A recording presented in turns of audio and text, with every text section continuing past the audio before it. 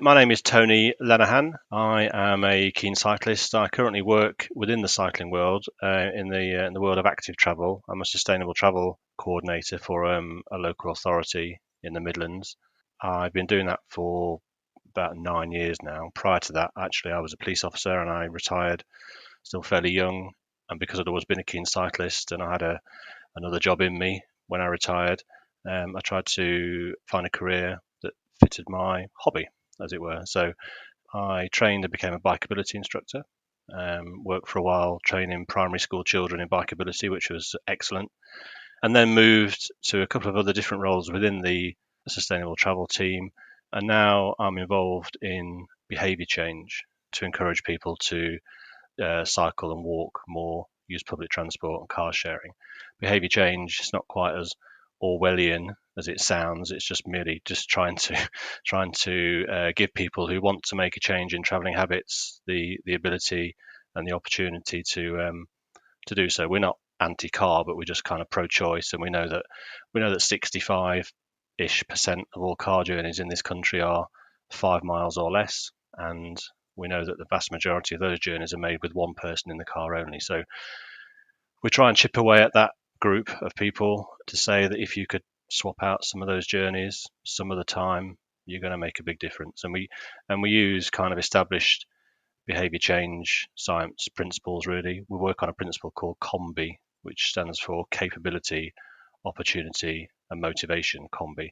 And if you take that principle and overlay it with someone wanting to cycle to work, say, which is what we do a lot of, we look at people's capability to do that, their opportunity to do that, and their motivation to do that. So you might have someone who has the opportunity to cycle to work because his shifts work and his home setup works. They've got the motivation to cycle to work, but they haven't got the capability because they haven't got a bike, for instance, or they're worried about punctures and that kind of stuff. So we go in at the capability level and we address that particular barrier, completes the circle, and off they go. And the same will apply. Some people might be able to cycle to work, but their shifts at work don't fit. So sometimes we'll go in and work with an employer to say, look, if you could perhaps tweak this person's shifts so he can start and finish half an hour later, that would allow him to do his school run and whatever it is before, then he can cycle into work. And when I started in active travel, especially working with businesses, it was pretty niche. We would go into a business typically and we would be dealing with the caretaker or the facilities people, the people that would put in the bike sheds or maybe would put in a locker or a shower or whatever, because they were the people that dealt with people who wanted to cycle to work. Now we are dealing with companies at board level, senior HR people, because they see active travel as a tool towards employee well-being, mindfulness.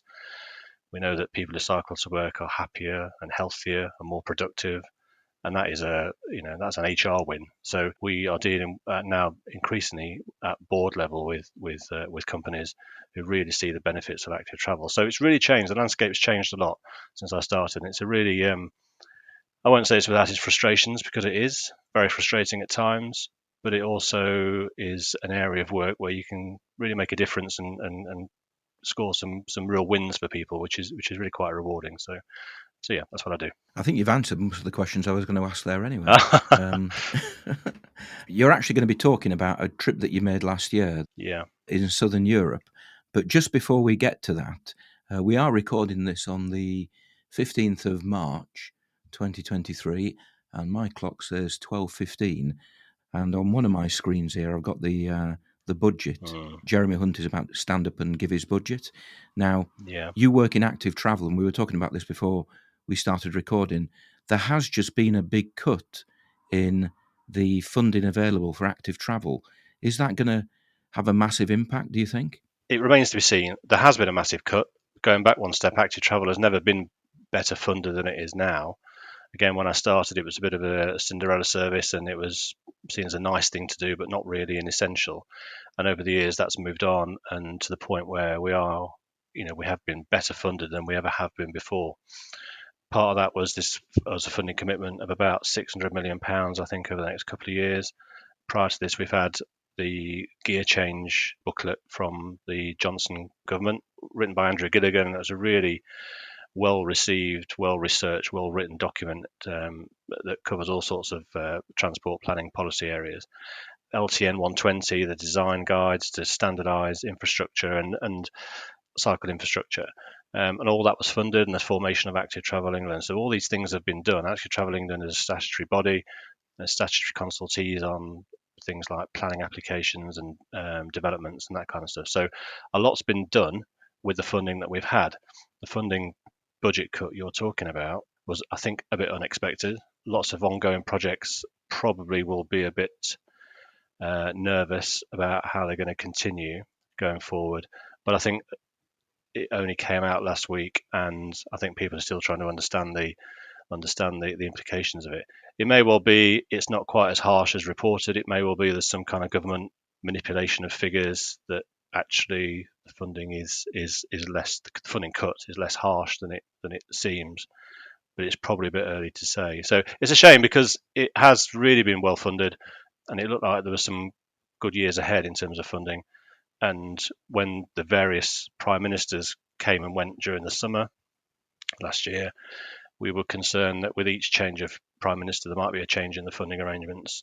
And we kind of held our breath with Liz Truss, held our breath with Rishi Sunak, and now this has happened. So I don't know. We're a public service, and we rely on central funding. So that's a long answer to your question, but we don't know. But inevitably, I think there's going to be an impact, which is a real shame because it seems to be counterintuitive. I listened to one of your previous interviews with someone called Beth Ward who talked about the bike being the answer to every problem. And there's an old saying, isn't it? If the bicycle was invented today, it will be seen as the solution, not the problem. And if you think about all the crises that we're facing at the minute, obesity and public health and congestion and air quality and climate, an increase in cycling attacks all of those crises. So to cut back on measures that encourage people to do that seems really counterintuitive. So we'll have to see. But we are at the whim of government money, so we'll have to see. And when you visit places like not just the Netherlands and Belgium and Denmark, which are clearly the countries that are up there in terms of providing facilities on the ground for active travel, but even places like France and Germany and Spain, like you're going to talk about in a few minutes, do you not just want to tear your hair out at the fact that they're doing stuff that is way beyond what we're doing here in Britain? Doesn't it just make you want to weep? Yeah, absolutely. That's the word I was going to use. I mean, I do an annual road biking tour with some friends to Holland, and I think you were there, where we normally go in Zealand, up the coast, across the dams and stuff. And I mean, in a way, Holland is so amazing. It's too amazing to compare to here because we're too different. But we go on the ferry and we come back to Hull, and every year we roll off the ferry in Hull and think, God, we're back. You can tell we're back onto the A60, whatever it is. But even if you go to places like France or Spain, you go to an urban area in Spain, for example, and you can really see the difference that the money that they're clearly pumping in, and they see it as an asset for their communities, for their regions, for their towns, for their cities, whereas here it's just seen as a kind of an inconvenience almost for that weird group of people who happen to want to get on a bike. That's exactly right, Andrew. And it isn't always about money. I mean, there's undoubtedly money being spent, but I think it's more of an attitude. Cyclists over there aren't seen as an inconvenience. People generally see, well, if there's three people on a bike in front of me, that's three less cars on the road. So actually, I'm in a car and I'm going to get around quicker. People don't seem to have this irrational kind of antipathy towards cyclists that they do here. And I do think it was changing. When I talked to you about the what I've seen over the time I've been doing active travel, it was a lot more niche and odd before. And it's easy to be downhearted about here, but you go to London, say, the City of London last week released some figures. There's now more bikes in the City of London during the day than there are cars. That's an amazing achievement. London itself, with all the segregated cycle lanes and stuff, they're racking up millions of trips by bikes. I'm a firm believer in segregation now, and there's a critical mass effect where the more people are out there using it, the more normal it becomes, the more normalised driver behaviour around cyclists becomes, and it's a kind of virtuous circle. But it is about an attitude, and like I found when I travelled on trains and stuff when I was on my trip and on ferries, you're just not seen as an inconvenience. People just accommodate you, and It's nothing unusual, and I don't know what it is here. I don't know whether it's. I mean, I don't suspect that abroad they have the same kind of anti-cycling sentiment whipped upon the media. The war against motorists, the war between, the terminology is strange, and I don't know whether it's jealousy or people see a cyclist whizzing past them in a traffic queue and they they wish they were on a bike, and I just don't know. But I do, you're right to say you do come back and you really see the contrast. And for the first week or two after a trip, when you come back, you can be really down in the dumps about it. That transition from Rotterdam to Hull is just stark, and it is so depressing. Do you think that when the likes of Boris Johnson, I'm no great fan of his, to say the least, but when he stood up in Parliament and talked about a golden age of cycling, was it just another example of them gaslighting, in this case, cyclists? Possibly, and there's a long list of topics that they have gaslit us about. But all I'd say is he did match it with some money. So undeniably, the gear change booklet was excellent. It was really well received. Had some really kind of high quality, credible contributions. These are very simple, straightforward things, little quick wins you could do as a planner or as a highway engineer to kind of make cyclist life easier. And they were very commonsensical, in an unusually commonsensical way for government publications. And of course, I work in behaviour change, what they would call soft measures. So we're all about encouraging and motivating and incentivising people to get out. And you can guess what the first barrier is. I don't feel safe. We have parents who will go and train a 10-year-old in bikeability, and they'll do fantastic, and they'll ride on the road and all the rest of it. And then they'll go home to mum and dad and they'll say, well, that's great, but there's no way you're going out on the road again. Forget that. I work in a school, and not one kid. We've got nearly 2,000 children in the school, and not one child in that school. And we're a community comprehensive. There are plenty of kids who live within cycling distance, but not one child cycles to school. It's crazy, isn't it? It's just crazy. There seems to be this God-given right now. We have a schools officer in our team, and she works hard all the time to try and break this down.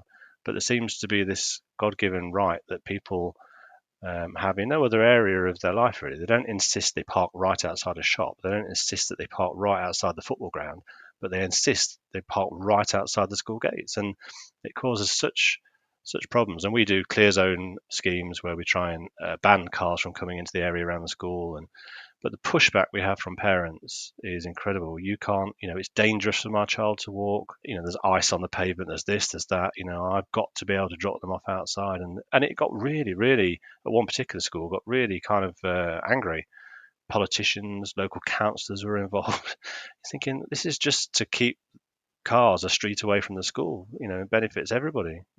Air quality goes up and all the rest of it. It shouldn't be so difficult. Perhaps active travel should be funded through the NHS rather than funded through a separate pot of cash. Yeah, I mean it's a good idea, and there is these pilot schemes called social prescribing where GPs and other kind of medical services can prescribe things like cycling lessons, walking groups. I think Chris Boardman has got some stat. It's something like for every pound you invest in cycling infrastructure, you save £10 on the NHS going down the line. So you think, well, you have NHS funded programs for people to stop smoking, to cut down on alcohol.